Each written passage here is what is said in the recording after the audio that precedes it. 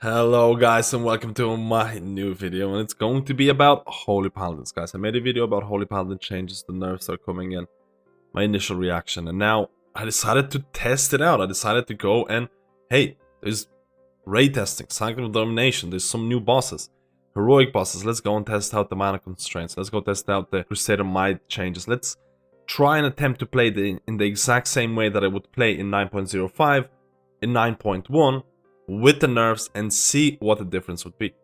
I did the exact same thing in the new MegaDungeon, and oh boy, the new MegaDungeon is pretty cool. There's also a pirate who is a dragon. It was very interesting to try out Holy Paladin with these changes, and I got a lot of questions in terms of, hey, how does it feel? Is it worse? Is it better? What's the damage like? And I have to mention that I have tested out new legendary. So again, I have been testing a lot of Holy Paladin, and guys, if you enjoyed the video, if you like these type of testing videos, like a video, subscribe to the channel. It helps me to keep doing them in the future, and we'll try and cover other healers in the next few videos. Before we're gonna get started with this, I do want to talk about some of the undocumented changes that happen on PTO in terms of Holy Paladins and in terms of legendaries. Keep in mind, disclaimer, a lot of this is field crafting. We're basically looking at the general idea of how the Holy Paladin feels, how it plays. Let's go and get started and look at the legendary for Kyrian. Keep in mind, most of my testing was done using Holy Paladin with Venthyr, even with the new Venthyr legendary, and I'll talk about some juicy interaction with the new Venthyr legendary. But I have to mention that if you saw my previous videos, you probably know exactly about the Kyrian legendary. You know the fact that previously you would have to use Divine Toll, and then every 5 seconds you'll get Holy Shock on your current target. So you would literally rotate every 5 seconds with the hopes of trying to apply Holy Shock that's going to be given by this legendary. They've changed this. Now, if you use, or the target that you use your Divine Toll on is going to be the target that's going to get the subsequent Holy Shocks from that legendary. And there's no way of changing it. So prime examples for this would probably be a tank who needs consistent single target healing, or probably something like a boss. So if I use my Divine Toll here right now, you'll see it here, and now you can see my glimmer. I have no current target selected. You can see the glimmer is being reapplied. The Holy Shock is being applied on my Divine Toll initial target. Now if I actually select myself, it is still being applied on the initial target. You can see the glimmer reapplying it, the Holy Shock being shot out. So it's a lot easier to manage. You don't have to do this whole new target every 5 seconds. You don't have to do this micromanagement, this clicking micromanagement. The quality of life improvements with this legendary are definitely welcome. And again, I don't want to talk about the potential of this legendary, but the holy power generation that you get with this every 1 minute is pretty nice. So we'll have to see how this is going to work out. Hopefully I'll get to test out this legendary in the raid in the future. But a lot of my testing was done using the Venthyr legendary, so let's go to that. Before we're gonna go about my experiences with Holy Paladin and the talent build, and you know, basically how does it feel, let's talk about the legendary that I was using it, because this was probably the biggest thing that changed my gameplay, if I'm being completely honest. Ashen Hollow's legendary, Ashen Hollow's duration is increased by 50%, so we're looking at 45 seconds. Leaving the hallowed area will end the effect.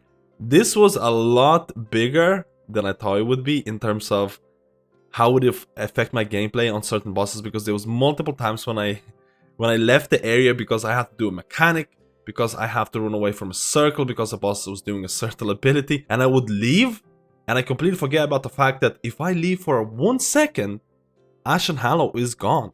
My placement, my cooldown management disappeared. This was very punishing on certain mechanics, and it would take quite a while for me to get used to this. After that, its cooldown will be reduced by up to 50% proportional to its remaining duration. Now this cooldown effect thing was completely unknown until now, because people were not assuming it's going to be this big. So with the same build that you would probably use in 9.05, using this legendary, you could possibly see gameplay similar to this. So let's assume you're going to be using your Ashen Hallow, and you're going to be stepping into it, and you're going to use wings. Because during wings and Ashen Hallow combination, you kind of want to always pair them up, because you're doing so much damage, so much healing.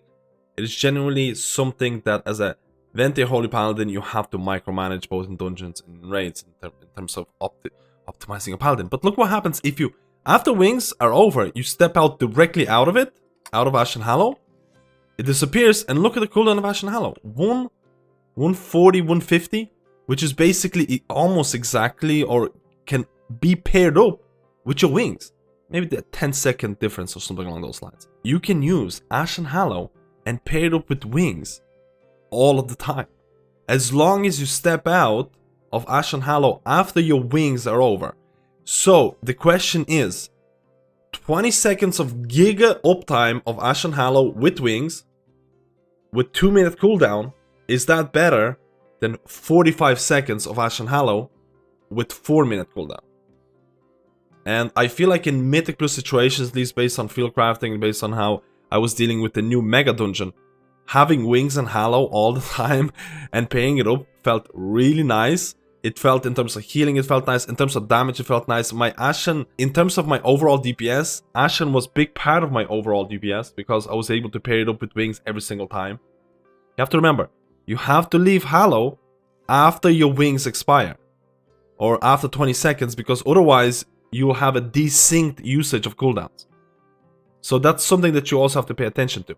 Is this going to be very strong? Honestly, it felt pretty nice in Mythic Plus situations. And I really enjoyed the new MegaDungeon. In terms of the playstyle changes, I was running the same exact thing with your Crusader Smite. I was running the same exact playstyle.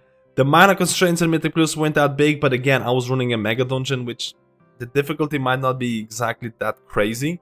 I didn't have that many mana issues. The DPS, you could feel the DPS loss in terms of, you know, 15% less DPS as a Venthyr Holy Paladin, but Holy Paladin's damage is still insane. Like, Holy Paladin still provides an insane amount of damage, especially if you can optimize that on Ashen Hallow, especially if you can optimize it with wings, combine it, and you can do an amazing amount of damage. I did not get to test out Mad Paragon, so I'm not sure how it compares to Mad Paragon. I didn't get to test out Shock Barrier. I basically used the Venthyr Legendary. Now, I also used Venthyr for my raid testing, and let's go talk about how impactful that was. Now, I was testing multiple bosses on my Holy Paladin. I was running this Legendary. There were some decisions that I was making in terms of, hey, I'm going to use Ashen Hallow here, but I'm going to stay in it for the full 45-second duration because the boss and the damage pattern, there's consistently AoE damage happening. So sometimes I felt like I had to make a decision in raids. Should I stay into Ashen Hallow or should I try and get out of it in terms of how the damage patterns are gonna fit in? Maybe they're gonna fit in 2 minutes better. Most of the time, at least the 2 bosses that I was testing, I just placed Hallow, I stood in this for 45 seconds, and the amount of healing that it was doing was pretty insane. In Mythic Plus, it was a lot different. You have to remember, Mythic Plus, a lot of the fights are not gonna last that much, they're not gonna last a long time. But in raids, I had to make this conscious decision. Stand in it or move out. And most of the time I was standing in it based on the damage of the 2 bosses. In terms of gameplay for Holy Paladin 9.1, honestly, I was playing the exact same way that I was playing in 9.05. I made a video about this as well, and I mentioned that if you play the exact same way that you are used to playing in melee, using a Crusader Strike on cooldown, just doing your thing, in 9.1, you will perform really well. There's very little difference in terms of the gameplay changes, honestly, based on my initial testing. Maybe there were a couple of times where I'm not in melee and I have Infusion of Light and I would be like, okay, I'm gonna cast Holy Light. And Holy Light generating Holy Power felt pretty nice. Again, I'm not a fan of Holy Light cast time because it just feels so out of place when you compare Holy Paladins, this instant cast gameplay. But honestly, the Crusader Smite nerf, especially given the fact that you're probably gonna get more secondary stats, or you are gonna get more secondary stats in 9.1, it's probably gonna be to some extent offset. I didn't even feel the changes because also I had larger MS because of the US servers and PTR. So I didn't even feel it. I was playing the exact same way and I was doing pretty well. The main difference is that I was doing less damage. I was doing less DPS. And I have to mention that on certain longer bosses like the 9, this is a quite healing intensive boss. It's quite long. I was running out of mana. Now, Crusader Strike mana cost was definitely felt, in my opinion, in raid situations. Because I'm so used to using intellect potions. So I was using intellect potions, and then halfway through the fight, I'm like, okay, I'm gonna be really low on mana. And it's not like it's crazy mana issues. It's comparable to other healers. Other healers were having mana issues, and I was having mana issues. But I wasn't using intellect potion. Or I was using intellect potion instead of a mana potion. So possible alterations to Holy Paladin in 9.1. Very big disclaimer, based on my initial testing in raids and Mythic Plus, at least in raid situations or Mythic Plus situations, you can play the exact same way. Maybe there's going to be a bit more inclination towards using your Infusion of Light, especially in raid situations if you're running out of mana. You're possibly going to be using mana potions instead of intellect potions. But if you enjoy Holy Paladin in 9.05, you will, at least at this given point, will enjoy Holy Paladin in 9.1. Your damage is going to be a bit lower. You might use a mana potion, but the new legendaries that are coming out, they seem very interesting. Holy Paladin seems somewhat similar. Now, the big disclaimer on this also is that, does Blizzard feel that they achieved what they wanted to achieve? In my eyes, Blizzard wanted Infusion to become a way bigger part of your rotation, which I don't think is coming true with these given changes. Does that mean Blizzard is going to go ahead and do more changes in the future to include Infusion of Light or make it a bigger portion of your gameplay? That's what I'm scared about. Right now, if you like Paladin, you're gonna like Paladin in 9.1. But who knows what's gonna happen in the future. Guys, let me know how you like this video. If you enjoyed this, please like and subscribe. It helps me to continue with these videos, and I'll see you in my next guide.